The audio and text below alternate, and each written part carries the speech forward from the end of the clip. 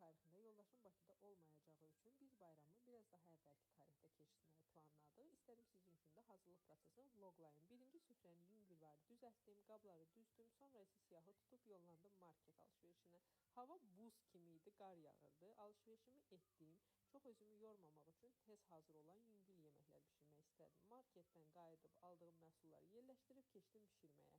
Birinci qaymaqlı göbələkli toyuq hazırladım. Bu mənim ən çox sevdiyim yeməkdir. Sonra isə sobaya balıqla kartoşka qoydum.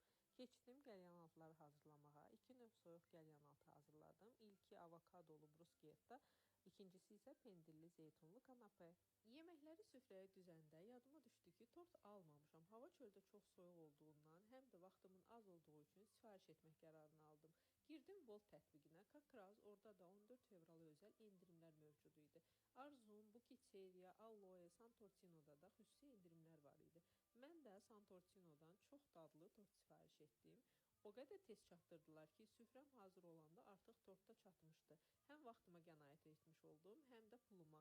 Onu da qeyd edim ki, Volt tətbiqində öncədən planlanmış sifarişlər də edə bilərsiniz. Sonda süfrəmi təbii gül ləşəkləri və ürək formasındakı şokoladlarla bəzədim. Hazırlıqlarım bitdi. Süfrəmin son halını mən çox bəyəndim. Bəs siz necə?